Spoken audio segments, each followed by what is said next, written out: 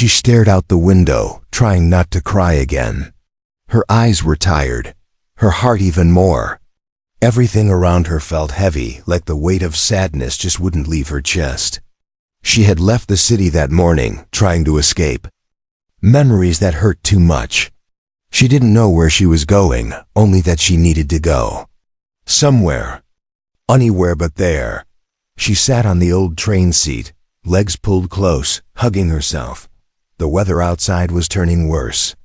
Rain tapped on the window like it was knocking on her soul. She looked around. The train was half empty. Some people were sleeping. A few were talking softly. And then there was him. He sat across the aisle from her.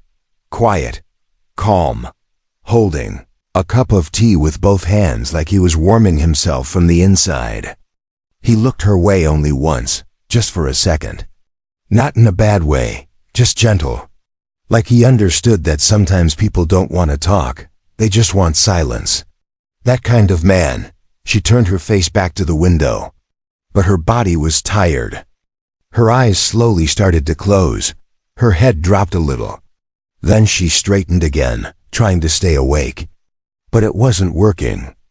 Her mind kept spinning, and her heart felt like a broken glass. A while later, she heard footsteps and looked up. It was him. He stood near her seat and said quietly, "Excuse me. You can take my spot if you like. It's warmer there." She was surprised. She didn't know how to answer. "It's okay," she whispered. But he gently smiled and said, "You look really tired. Please, I insist." She didn't want to argue. She just nodded and slowly moved to the seat he had offered. It was near the heater, and yes, it did feel a little warmer. He sat next to her, but not too close. Just enough space between them to feel safe. As time passed, the train started slowing down. An announcement came: bad weather ahead. The train would stop. For the night, everyone groaned. No one was happy about it. But there was nothing anyone could do. It was raining heavily now, and outside looked like a cold, dark world. She wrapped her shawl tighter around her shoulders. She didn't bring a blanket. She didn't think the journey would be this long. She was clearly shivering, though she tried to hide it. He looked at her again and said softly, "Would you like my jacket?" "Just for warmth," she hesitated. But he was already taking it off. "Just hold it. You don't have to wear it," he added, handing it over without pressure. She took it. It smelled like rain and something kind. She wrapped it around her. Her eyes began to feel heavy again. She didn't want to fall asleep, not next to a stranger. But her body gave up. She leaned slightly to the side, just a little. Her shoulder touched his. She pulled away quickly, embarrassed. "I'm sorry," she said. "It's okay," he replied. His voice was calm, almost sleepy too. A few minutes later, she tried again to sit straight. But her head kept nodding. She was too tired, too empty. She whispered, "I haven't slept in days." He didn't answer right away, then said, "You can rest. I'll stay here." That was all she needed to hear. No promises. No strange looks. Just quiet understanding, slowly. Carefully, she rested her head against his shoulder.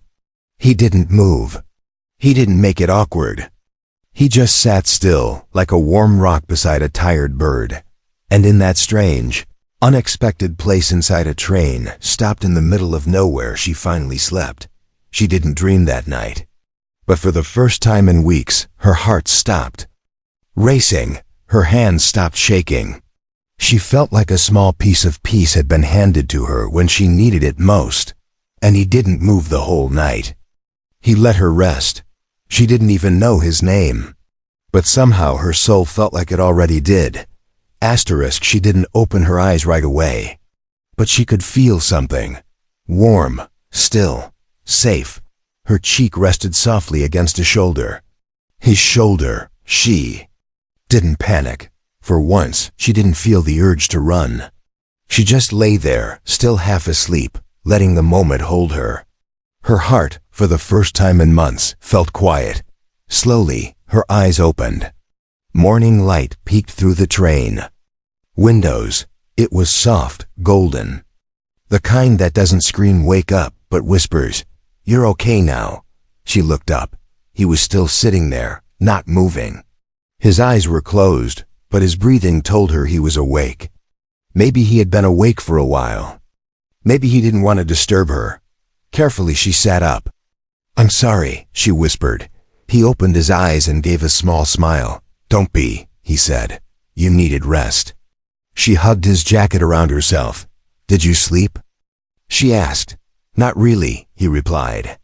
"Didn't want to move and wake you." She looked down. No one had ever done that for her before. Not like that. No one had ever put her comfort before their own without expecting something in return. She stood up and looked outside. The rain had stopped, but the ground was wet. People were starting to stretch and move around. Some were yawning, some were checking their phones. The world was starting again. He stood too and reached into his bag. "I have some bread. Not much, but would you like to share?" She nodded. "Yes, please." They stepped off the train together. A small tea stall had opened near the station. They walked over, side by side, quiet but comfortable. He ordered 2 cups. The vendor handed them hot paper cups of tea. The steam rose, mixing with the chilly morning air. They found an empty bench and sat down. Neither spoke for a while. She looked at him out of the corner of her eye. His face looked tired, but kind. Lines near his eyes showed he'd smiled a lot. In life, even if those smiles were old. "You travel often?" she asked softly. "Not really," he replied. "Just needed a break. Things back home got too loud." She nodded. "Same." He looked at her gently. "You were crying last night, before you slept." Her throat tightened. She didn't know what to say, but he didn't push. He didn't ask questions. Just handed her another piece of bread. After a while she spoke. "I left someone. Someone who didn't care, years together, but in the end, I was just alone in that house." He listened. Not like people who pretend to listen, but like someone who actually hears. "I didn't think I'd cry in front of a stranger," she said, smiling. He replied, "Sometimes strangers make better listeners. No past, no judgment." She smiled back. It was small but real. Then she said something she didn't expect to say. "I've never felt that safe with someone before, not even in a bed full of pillows. But last night I slept." He didn't say anything, just looked at her. And in his eyes, she didn't see pity. She saw understanding. The tea finished. The bread too. The train was ready to move again. Passengers were climbing back in. They stood. "Will you be getting off soon?" she asked. He nodded. "Next stop." She looked disappointed for a second, but then smiled. "Me too." Inside the train, they sat side by side again, not as strangers this time. Something had shifted. He didn't touch her, didn't flirt, didn't try anything. And somehow, that made her feel more held than anyone ever had. As the train rolled forward, she leaned back into the seat, resting again. Not sleeping this time. Just quiet.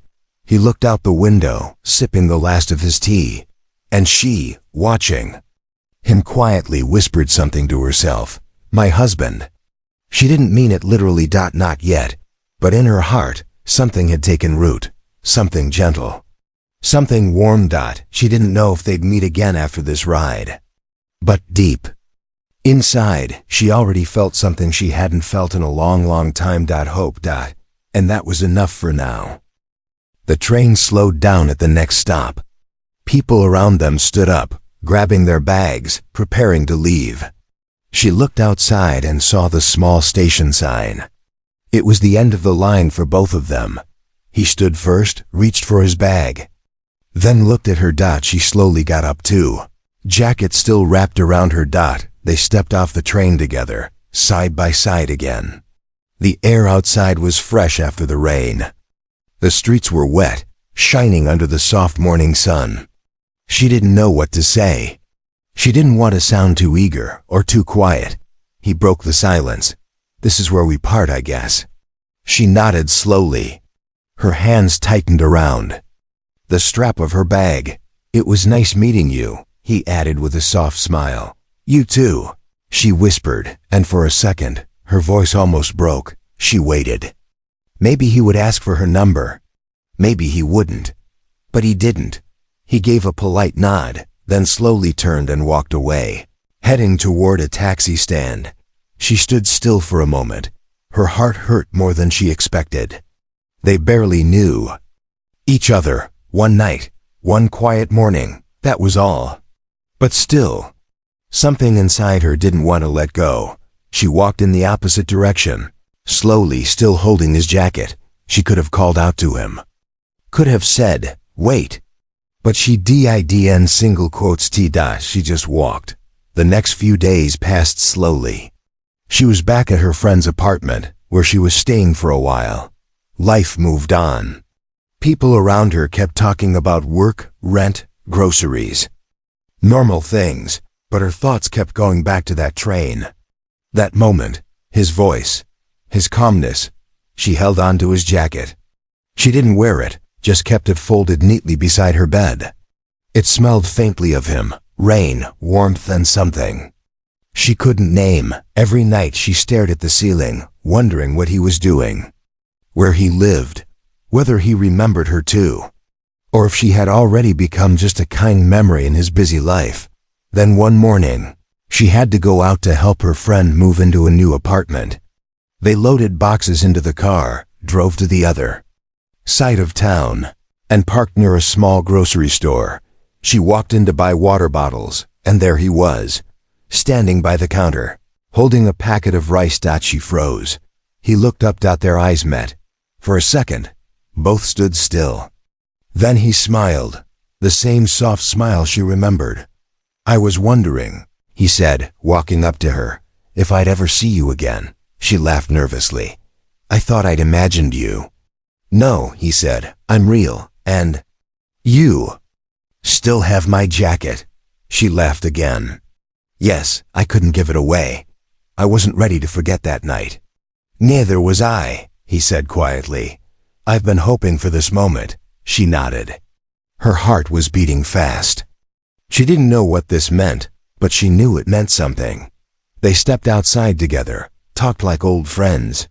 Everything felt easy, familiar, like the silence they shared before had now turned into words that didn't feel forced. They talked about small things, her love for books, his quiet job fixing clocks, their favorite foods. The fact that both of them liked the smell of fresh rain. Hours passed without them noticing. That day, when she went home, she smiled for real. Her friend noticed. "Did something good happen?" she asked. She nodded. "Yes, something real." That night, she placed the jacket over her shoulders, not just for warmth, for memory, and maybe for the future. Days turned into weeks. They met again and again. Not planned, not forced, just naturally. At first, they only saw each other at the grocery store or nearby tea stalls. But soon, their short chats turned into long walks. Then came warm coffees on rainy afternoons, sitting side by side without needing to fill every silence. He never asked for too much. He never pushed. And she never felt the need to hide who she was. One evening, after another quiet walk, he offered to drop her home. They sat together in the small car. It smelled like old books and clean soap. She felt calm sitting beside him. He turned the radio down and said gently, "I don't want to make things uncomfortable, but I think about you a lot." She looked at him, unsure what to say. No man had ever said that without wanting something in return. He continued, "You're strong. I saw that the moment you fell asleep without fear. That takes trust." Her eyes filled with tears, but she quickly looked away. "I don't know how to be with someone again," she said honestly. "I gave my everything once, and I was left with nothing." He didn't speak right away. Then, in a low voice, he said, "I'm not asking for everything. Just let me be around. Let me stay." She turned toward him slowly. His eyes were steady. "Kind. I don't want to be just another story that ends badly for you," she whispered. "You won't be." He said softly, "I don't want to break anything. I just want to hold what's already broken, if you let me." That night she didn't sleep much. Not because of pain, but because of hope. A quiet kind of hope that feels like spring after a long winter. Next few days she opened up more, told him about her past. How she was made to feel small. How her kindness was used against her. How she had learned to smile in front of people, even when her heart was sinking. He never gave her fake words. He just listened. One evening, it started to rain while they were outside.